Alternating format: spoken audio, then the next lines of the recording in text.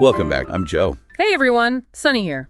As the sources explain it, we're really talking about something quite different from traditional warfare, aren't we? Right. No bombs and bullets here. Exactly. Cognitive influence, or cognitive warfare, as some of this material calls it. It isn't about physical conflict. It's much more about shaping how people think and how they feel. Influencing perceptions, beliefs, maybe even actions. Precisely. Affecting decisions, often, without the person even consciously realizing that they're being nudged in a certain direction. And this material you've given us, it really seems to lay out some, very specific examples and the kind of broader patterns behind them. It does. So our mission in this deep dive is really to unpack what these sources are presenting. We want to highlight the key tactics, the narratives they identify. Understand why these strategies are used, according to the analysis. And crucially, look at how you, listening right now, might be able to, spot some of these patterns in the information you come across daily. Okay, let's unpack this. So the sources you sent, they kind of cover a few angles. We've got pieces looking at some very recent news events, things that have been happening lately. Okay. And then there are others offering a more, a broader analysis of what they describe as typical strategies directed towards Taiwan, these kinds of cognitive operations. Got it.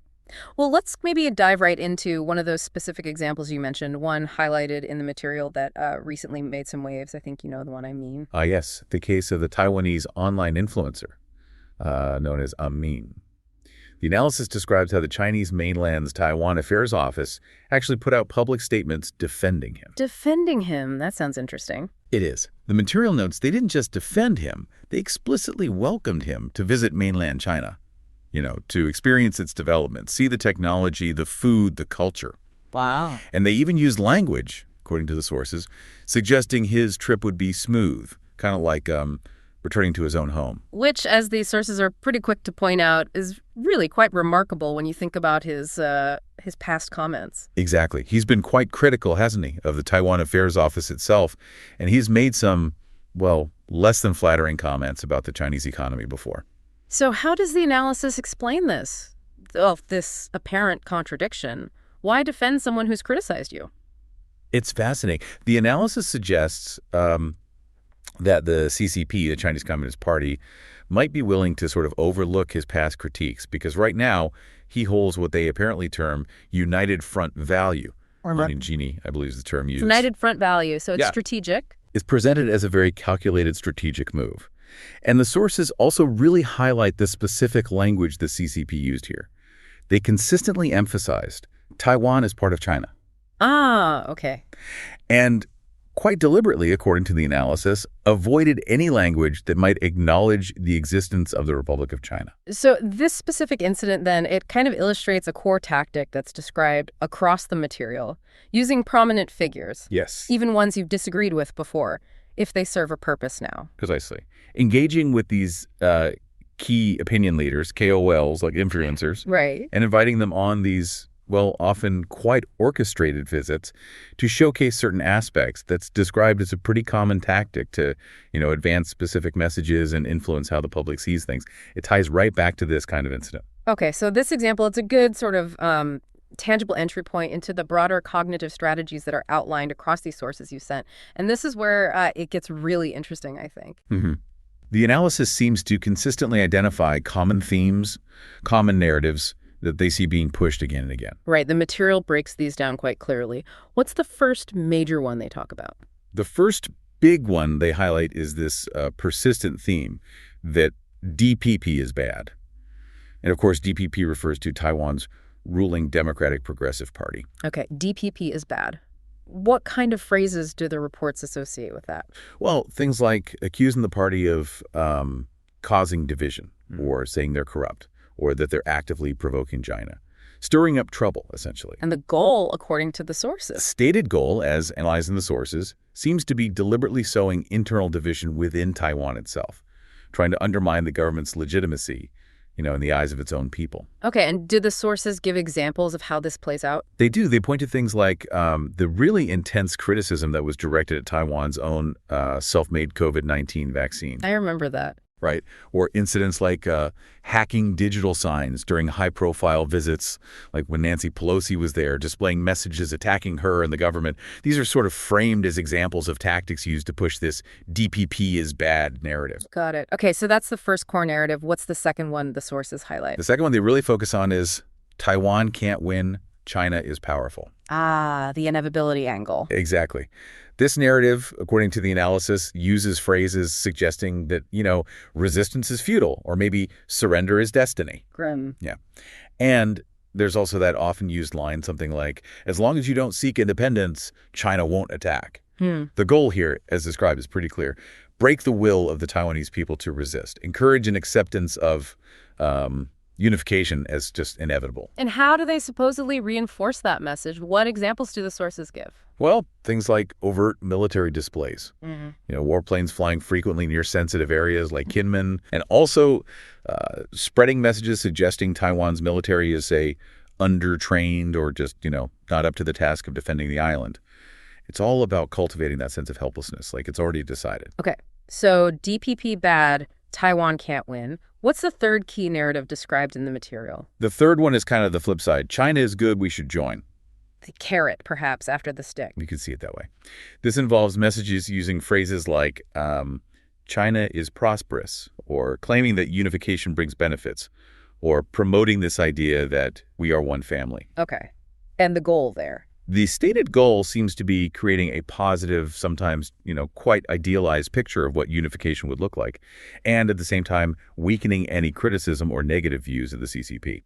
Makes sense. What kind of examples do the sources cite for this one? Offering incentives? Exactly. Things like offering free travel opportunities or university spots specifically targeted at Taiwanese students. Ah, trying to win over the youth. Seems to be part of it. And there are also reports mentioned about funding Taiwanese YouTubers, maybe subtly, maybe overtly, to produce content that paints a more favorable picture of mainland China. It's presented as a way to make integration seem, attractive and beneficial. Right. Okay, that's three. Is there a fourth major narrative identified in these sources? Yes, there is. The fourth one they flag is the U.S. is unreliable. The doubt your allies narrative. Precisely. This messaging includes phrases like the U.S. is just using Taiwan, or asserting flat out that the U.S. will abandon Taiwan. And they try to link this to other events. Absolutely. The analysis explicitly mentions attempts to draw parallels with, historical events or other current situations.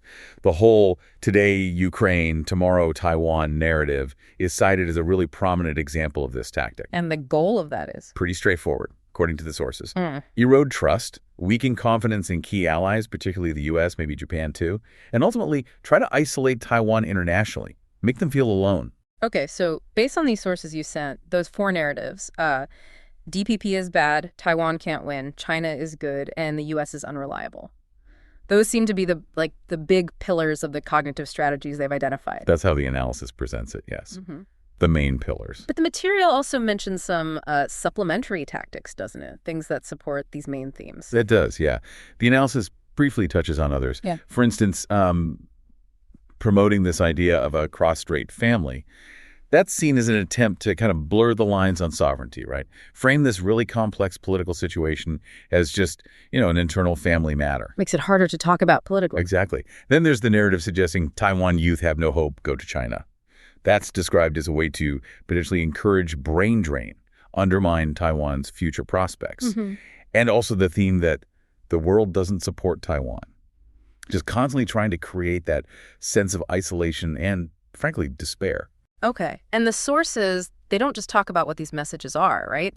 They also get into the how. How are these things packaged and spread? Right. That's crucial.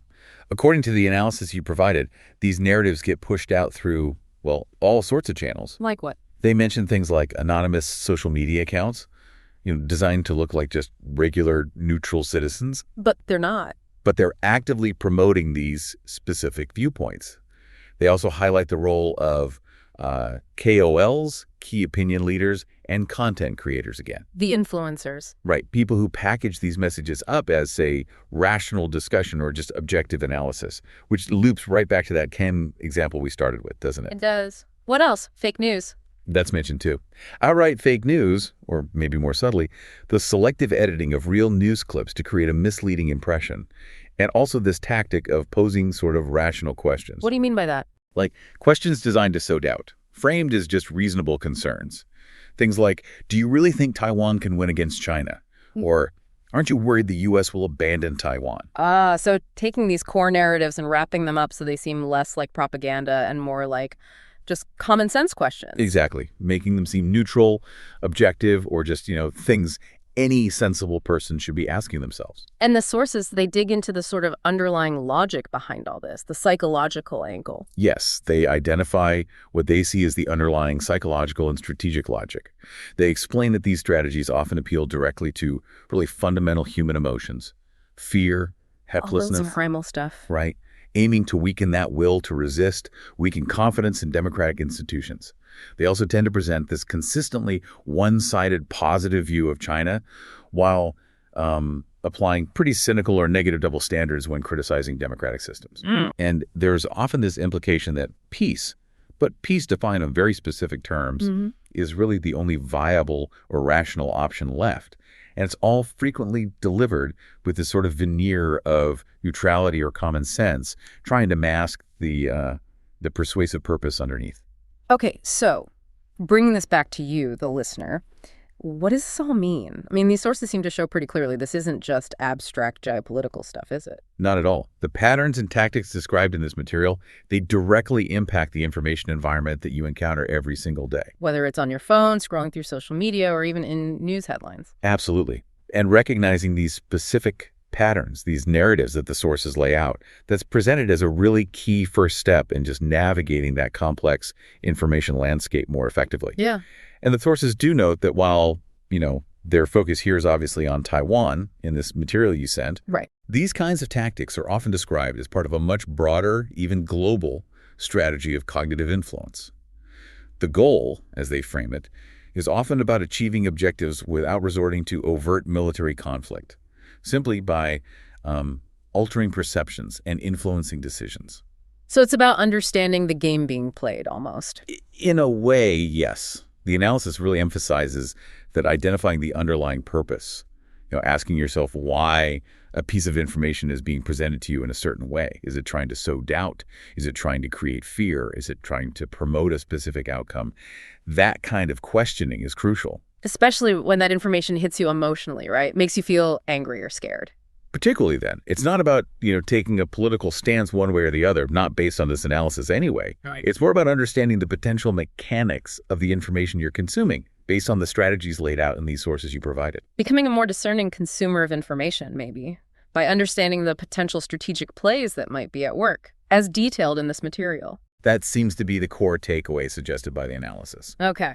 So we've really taken a deep dive into this collection of sources. We looked at that specific incident with the influencer, saw how the material connects that to these broader strategies they document, and identify those key narratives and the methods used to spread them. And the sources, they do mention that Taiwan, in response to these perceived strategies, has been working on countermeasures. Oh, like what? Well, things like efforts to promote media literacy among the public, which seems vital, establishing research centers specifically dedicated to analyzing these cognitive warfare tactics. Trying to understand the playbook better. Exactly.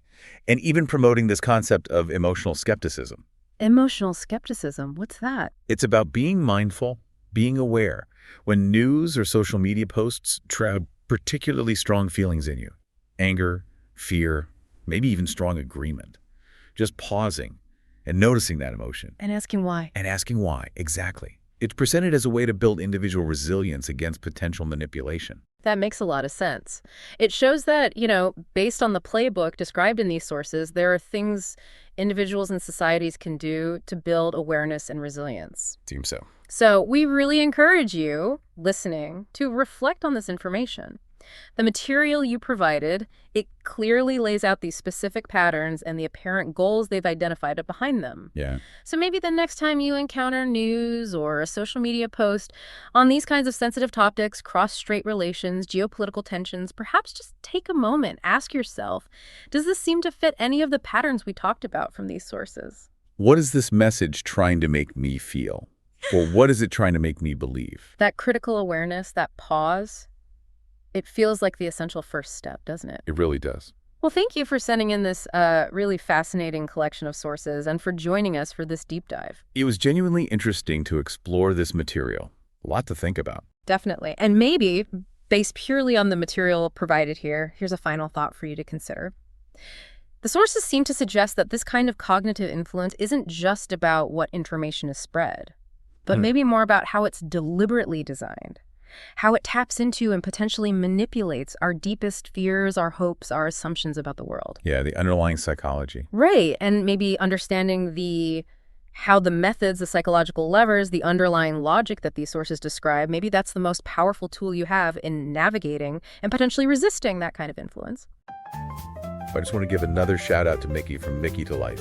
His channel is a treasure trove of inspiration, and he's a huge Sip&Talk fan. Absolutely. Make sure to check him out and maybe even share your awesome podcast intro with him once you've created it.